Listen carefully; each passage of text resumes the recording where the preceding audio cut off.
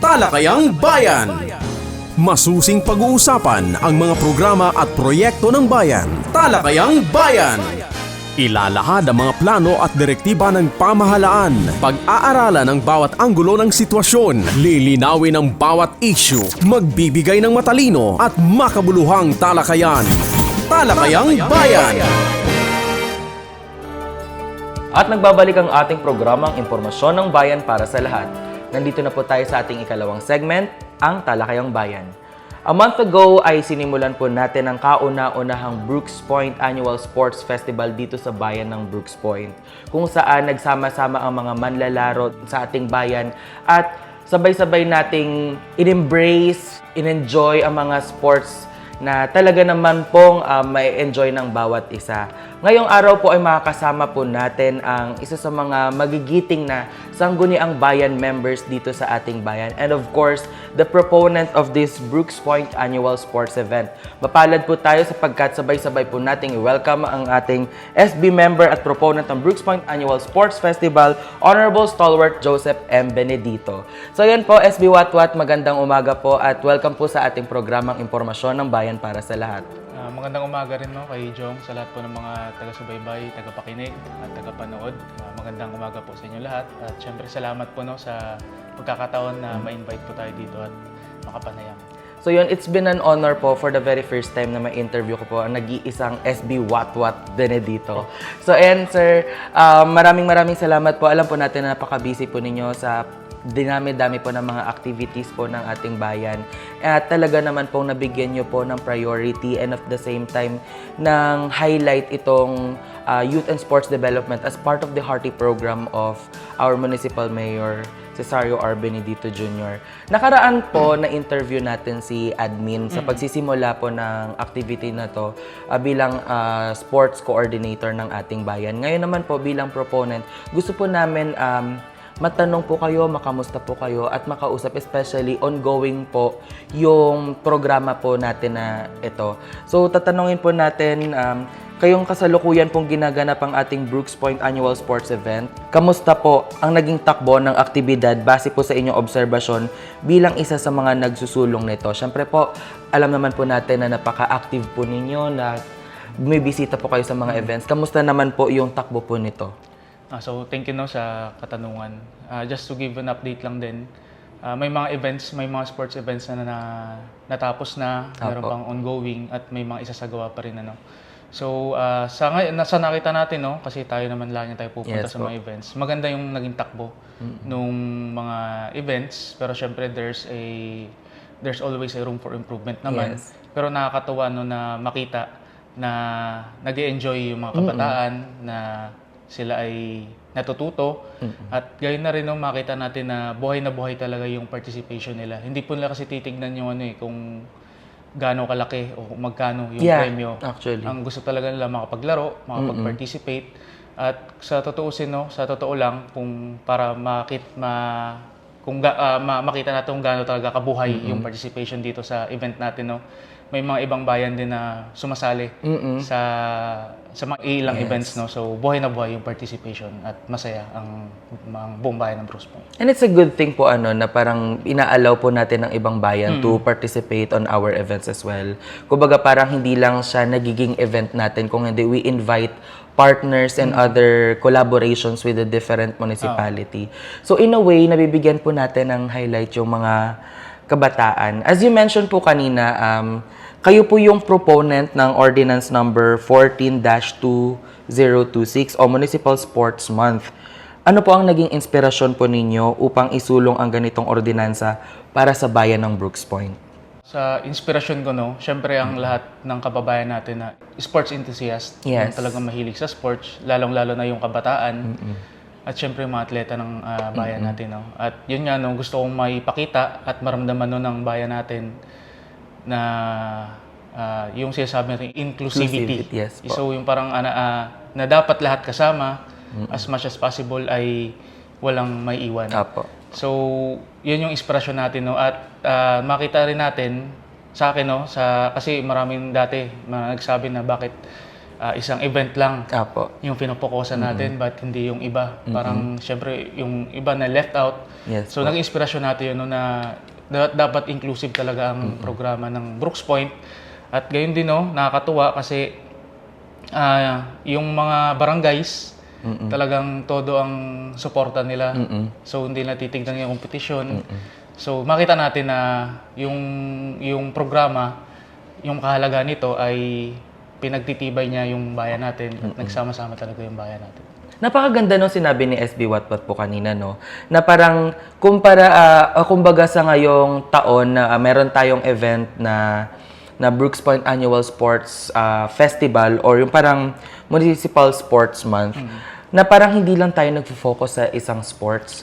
Siyempre may mga nakikita po tayong sports dito na hindi naman kadalasan natin na bibigyang pansin. And of course, I would like to highlight there yung pickleball.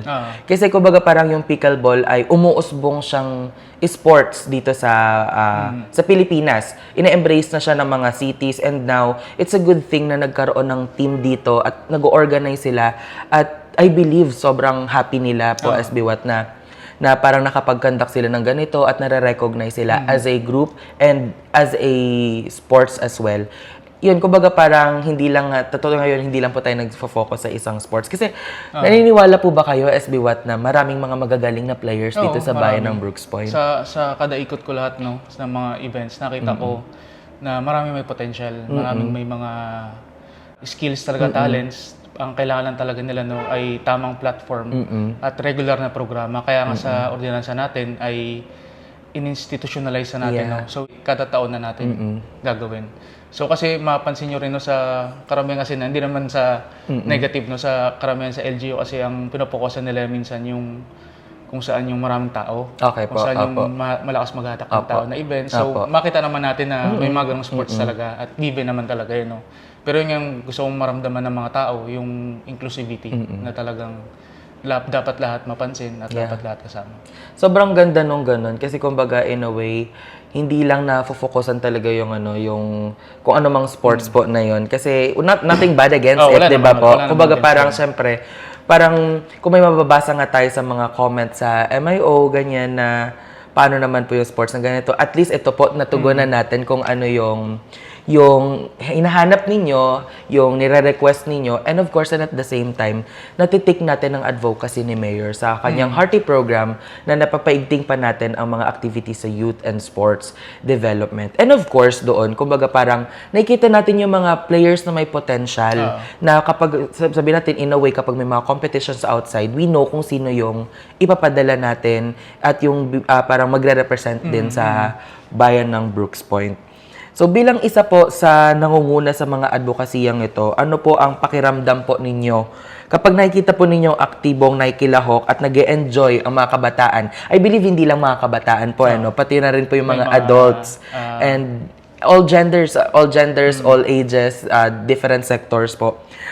Dito sa community natin sa nasabing sports festival, ano po yung nafe-feel po ninyo? Siyempre po no, bilang SB member and also yung author nga no, kami naman talaga bilang mga konsehal ng bayan, nahalal naman kami. Isa sa mga core functions namin ay siyempre yung legislation. Yes po. Talagang gumawa kami ng mga resolusyon, mga ordinansa. At iba yung tuwa no pag yung isang panukala na author mo ay nasa papel lang ay ngayon naging totoong programa na. At ito ay nararamdaman na at napapakinabangan na ng mga kababayan natin. Kaya nagpapasalamat tayo no, kay Mayor June sa executive level, sa mga kay Admin Ed, sa mga department heads no, na pina-implement nila yung ordinansa. Kasi kung di dahil sa implementasyon nila, ay magiging isang papel lang yung ordinansa. And we pray po na sana tuloy-tuloy po talaga siya. Nawa hindi mawala ang momentum natin na may ganito na nasimulan natin. Nag-enjoy yung ang mga players natin only to find out next year wala na. So we pray and we best hope na sana tuloy-tuloy po siya in the following year. Kasi syempre alam naman natin na sobra talagang daming mga players dito sa bayan ng Brooks Point. And inclusivity-wise, it's a proper time for us to give them a platform yung ng ating pamamalaang lokal ng bayan ng Brooks Point para sa kanila nang ma-enjoy nila and mas mahone pa yung sportsmanship, camaraderie nila sa bawat isa. So tingin niyo po, paano nakakatulong ang ganitong klase ng aktibidad hindi lamang po sa sports development kundi pati sa disiplina, kalusugan at pagkakaisa ng mamamayan? Syempre, mahalaga ang programang ito. Pagdating naman sa sports development, gaya ng sabi natin nung una, na may opportunity at pagkakataon yung mga kabataan, yung mga kababayan natin na ma-enhance yung skills nila and also ma-develop yung skills nila. Pagdating sa disiplina, syempre, ang natututo sila sumunod sa rules. Yes, totoo. At lalong-lalo na hindi nila titignan yung kompetisyon. Although, syempre, given ang kompetisyon, no? Pero ang pinaka-importante sa kanila ay kung paano nila irespeto at tanggapin kung ano yung resulta ng mga resulta ng mga laro. So, sa kalusugan naman, gaya ng una, nung nasabi mo rin no, na hindi lang ito para sa kabataan. May mga age bracket na mas mataas, naka-open category. So, may mga 40 up, mga ganito. May marami rin sumali talaga na sports enthusiast lang kahit medyo mataas na edad. Sa kalusugan, syempre, importante yun na physically active sila. At exercise rin nila, no? So, naging health conscious rin sila. Kaya sila sumasali dahil gusto nila na para sa kalusugan. Mga pawisan, ganyan. So, very important yung kalusugan. At sa pagkakaisa, syempre, yun ang yung participation from barangays, yung pamilya nila, mga volunteers, mga supporters ay pinagbubuklod ng sports. Makita natin na nagsama-sama sila dahil sa sports. So hindi lang siya laro, hindi lang rin investment sa kabataan, pero very important 'yon sa community spirit ng bayan ng Brooks Point. Kumbaga parang in terms of the unity and pagkakaisa po, no, parang may mga sports activities dito, especially yung mga group events na nire-represent nila yung barangay nila. And of course, ganun din po pinapasalamatan din po natin yung mga punong barangay and the barangay councils and of course yung mga taong sumusuporta sa mga activities na to para makapag-join sila at makapag-participate and to represent their barangay as well. Nakakatawa yung suporta ng mga barangays, mga council nila. No? Kasi yung nag-opening, kahit yung makadalaro ng mga team nila, talagang sila yung nagko-coach,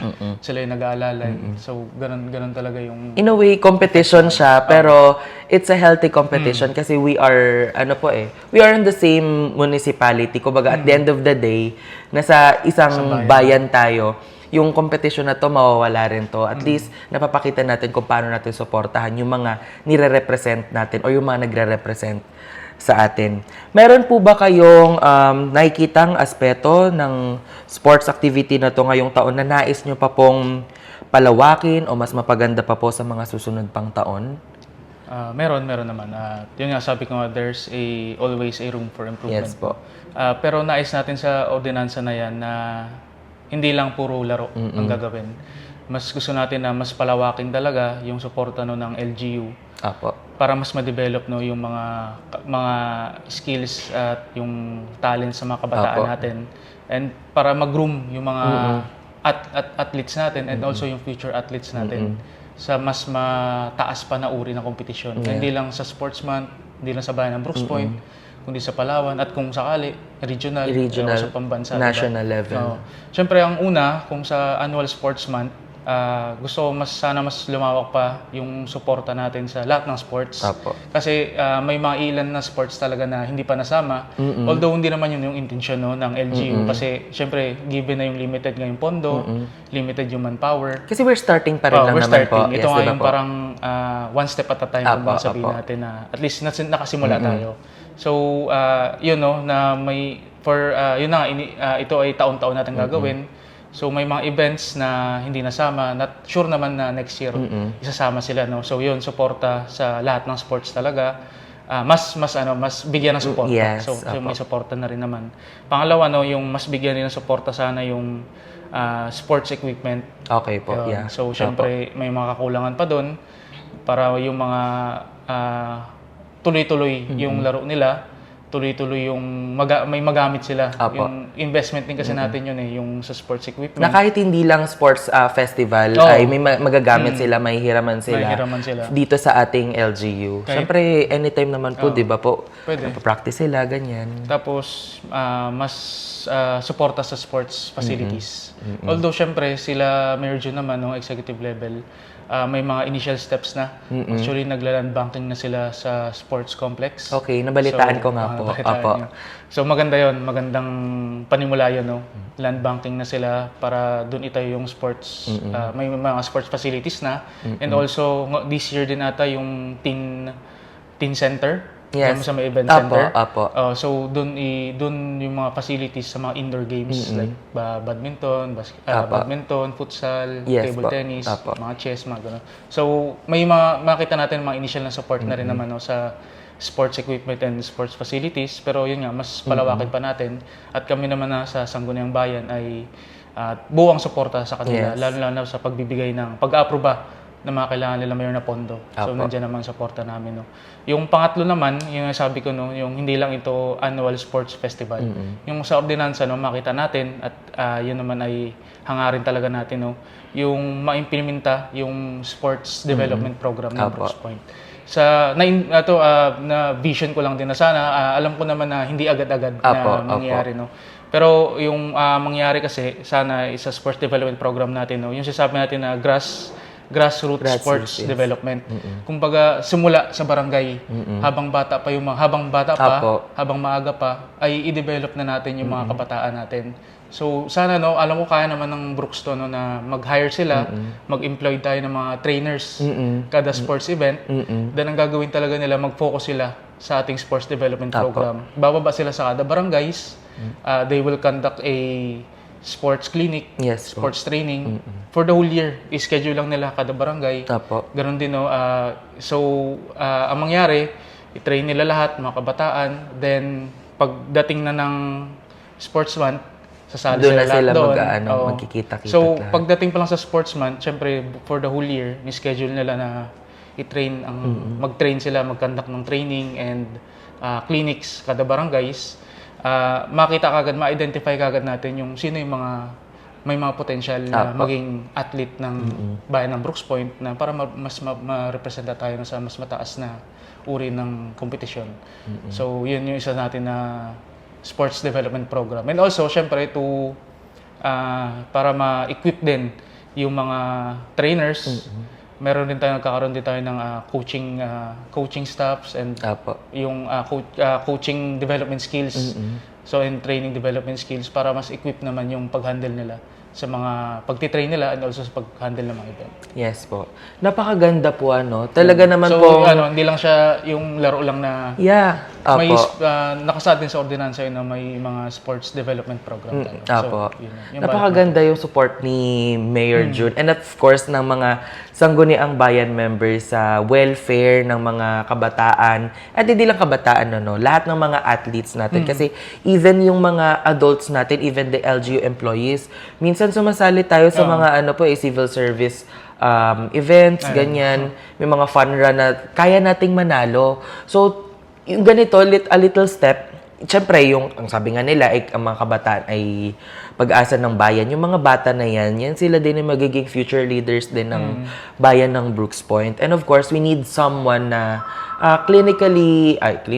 parang enthusiastically inclined sa sports. Kasi kumbaga parang in a way, siyempre, kailangan natin ng yung magbibigay din, magpapatuloy ng legacy ng ating pamahalaang bayan dito sa Brooks Point. So, syempre, pasalamat din po kami sa inyo for authoring this ordinance and at the same time, syempre, pasalamatan din natin ang ating punong bayan, si Honorable Cesario R. Benedito Jr. Thank you so much po, Mayor. So, before we end this interview, ano naman po ang mensahe po ninyo, SB Watt, sa ating mga atleta, kabataan, at sa buong sambayanan ng Brooks Point tungkol sa kahalagahan ng sports at sa aktibong pamumuhay natin?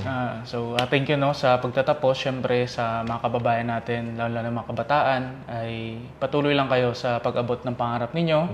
Kung ang hilig nyo naman ay sports, walang masama dyan dahil napakagandang advokasya o napakagandang pangarap yan, no, sa palakasan.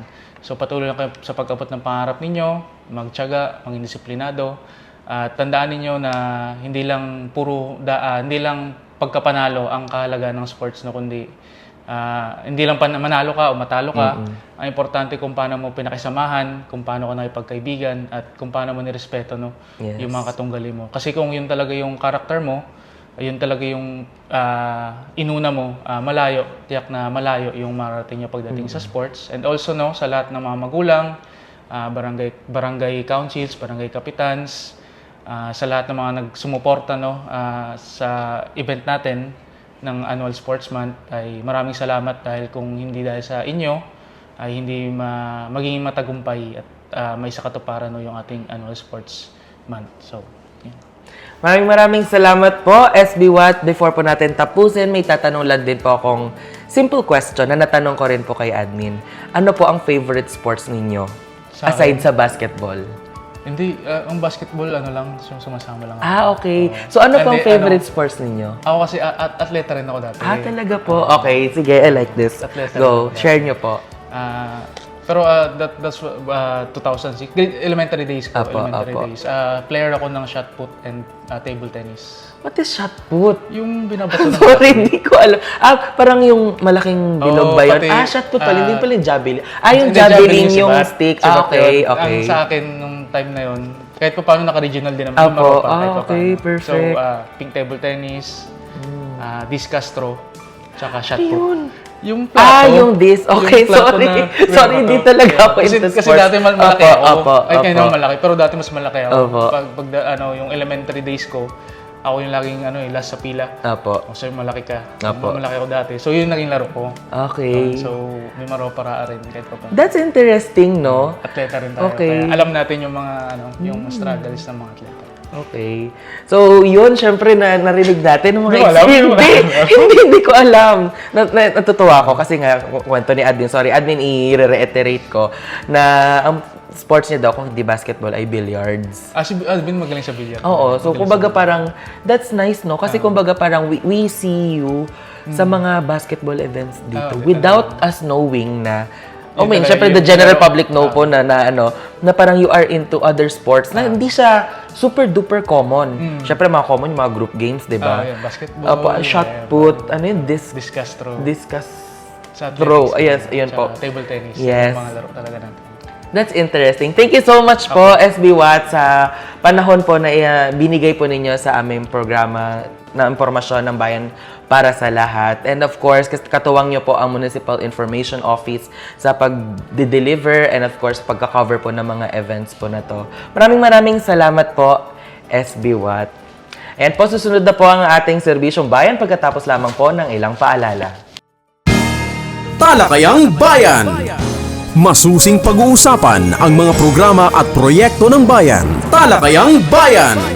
Ilalahad ang mga plano at direktiba ng pamahalaan. Pag-aaralan ang bawat anggulo ng sitwasyon. Lilinawin ang bawat issue. Magbibigay ng matalino at makabuluhang talakayan. Talakayang Bayan.